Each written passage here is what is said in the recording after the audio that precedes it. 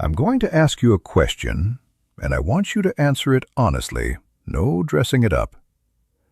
What is the one thing you would not be willing to lose? Think about it.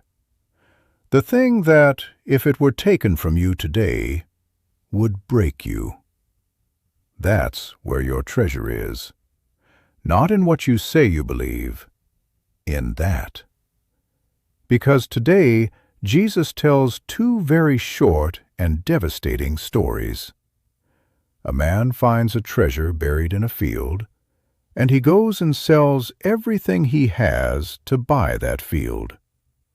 And a merchant, searching for fine pearls, finds one worth more than all the rest, and does exactly the same. He sells everything. But notice the detail almost everyone misses, because everything is there. The man sells it all out of joy. He doesn't sell weeping or through gritted teeth. He sells happy. Because when you truly find something enormous, letting go of the rest doesn't cost you. It comes by itself. Stay with me, because today you're going to discover where your treasure really is, and why so many of us live the faith as a burden when it should be the best news of our lives. Listen to these parables. They're short, but they take you apart. Jesus said to his disciples, "The kingdom of heaven is like a treasure buried in a field, which a person finds and hides again, and out of joy goes and sells all that he has and buys that field." Again, the kingdom of heaven is like a merchant searching for fine pearls. When he finds a pearl of great price, he goes and sells all that he has and buys it. Again, the kingdom of heaven is like a net thrown into the sea, which collects fish of every kind. When it is full, they haul it ashore and sit down to put what is good into buckets. What is bad, they throw away. Thus it will be at the end of the age. The angels will go out and separate the wicked from the righteous and throw them into the fiery furnace, where there will be wailing and grinding of teeth. Do you understand all these things? They answered, "Yes." And he replied, "Then every scribe who has been instructed in the kingdom of heaven is like the head of a household, who brings from his storeroom both the new and the old." The Gospel of the Lord. Praise to you, Lord Jesus Christ. Notice something precious first, my brother. These are two stories, and the two main characters are very different. The first wasn't looking for anything. He was an ordinary laborer, plowing a field that wasn't even his, doing his everyday work, and suddenly the blade strikes something. He stumbled onto the treasure without seeking it. The second, on the other hand, was an expert merchant who spent his whole life searching for pearls, traveling, comparing, examining. And one day he found the pearl. And do you know what that means? That God arrives in both ways.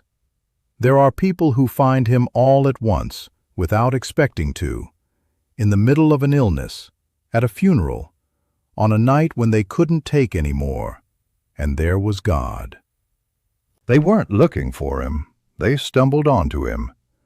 And there are others who search for years, reading, asking, trying here and there, until one day they find what they'd been looking for all along. Both ways are valid. God doesn't have only one door. And notice another detail about the first man, which I love. The treasure was hidden in a field.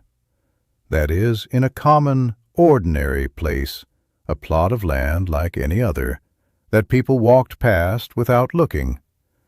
Nobody suspected what lay underneath. And God is like that, my brother. He isn't only in great cathedrals or extraordinary experiences. He's hidden in the ordinary of your life, in your house, in your work, in the person beside you, in the sick person you care for. The field where your treasure lies is your everyday life. The trouble is, we walk over it without digging. But now let's go to the most important thing in today's whole gospel, and I want you to hold on to this word: joy.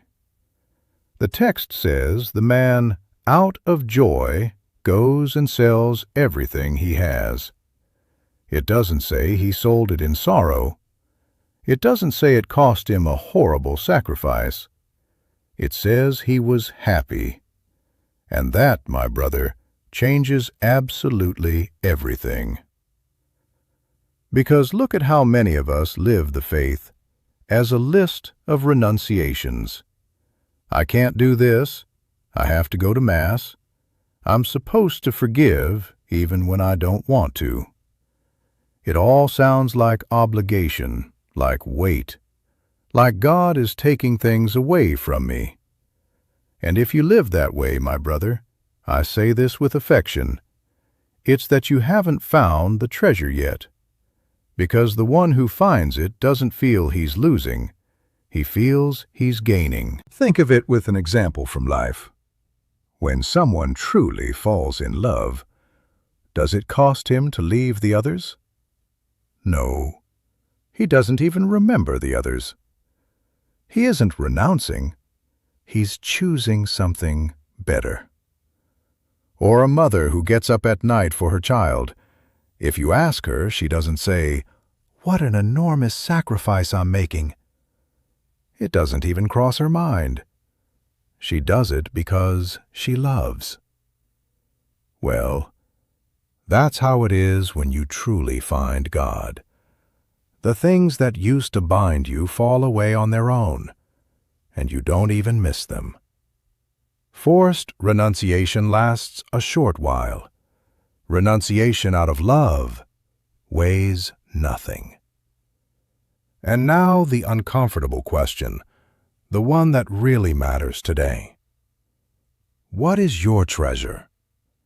Because we all have one, even if we don't say it.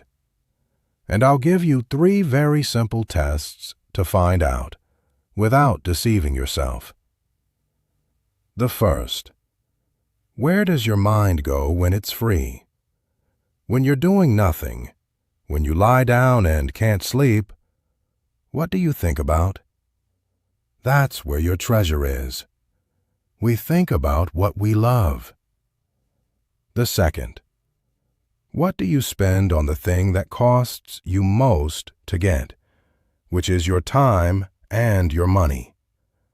Not what you say you value, what you actually pay for. Your budget and your calendar are the most honest examination of conscience there is. And the third, the hardest. What would you not hand over to God? Think about it carefully. If there's something about which you say, "Not this, Lord, anything but this," well, there's your real treasure. And if that something isn't Him, we have a problem, my brother, because everything else comes to an end. And careful, selling everything doesn't mean God is asking you to end up on the street or abandon your family. It means that nothing, absolutely nothing, occupies the place that belongs to Him alone. You can have a house, a job, savings. All of that is good. The question isn't how much you have, it's what has you. Because there are poor people enslaved to the little they own, and there are people with a great deal who let go of it with admirable freedom. Notice the pearl merchant, too, who has a very fine detail. He was an expert. He'd seen thousands of pearls in his life, and precisely for that reason, when he saw the pearl, he recognized it instantly. An amateur would have walked right past. And in the spiritual life, it's the same, my brother. You have to train the eye. The one who never prays, who never opens the gospel, who never stops when God passes right in front of him, doesn't even recognize him. That's why it's worth cultivating your faith, so you can recognize the treasure when it appears. And the gospel ends with two more things very quickly. First, the net, which gathers everything and is sorted at the end. It's the same as we saw with the weeds. Right now we're mixed together, and there will be a day of accounts. Not to frighten you, but to remind you that what you decide today really does matter. That your life isn't a matter of indifference. And the last line, which is a jewel almost nobody comments on. He brings from his storeroom both the new and the old. Look at that beautiful balance. Neither the one who throws out everything old because it seems outdated, nor the one who clings to the old and rejects everything new. From the storeroom, you bring out both. Faith is received from those who came before and lived with the life of today. And how well that fits today, my brother, because this Sunday we celebrate Saints Joachim and Anne, the parents of the Virgin Mary, the grandparents of Jesus. And it's also the day for grandparents and the elderly. Think about it for a moment. Jesus had grandparents. And Mary's faith, that extraordinary faith that made her say, "Let it be done to me," where did it come from? It was taught to her at home. Her parents passed it on. And it has always been that way, and that's how it reached you. Think about it. Who taught you to make the sign of the cross? Who taught you the Our Father? Almost never a theologian or a bishop. It was a grandmother, a mother, someone simple who took your hand. They were the storeroom your treasure came from.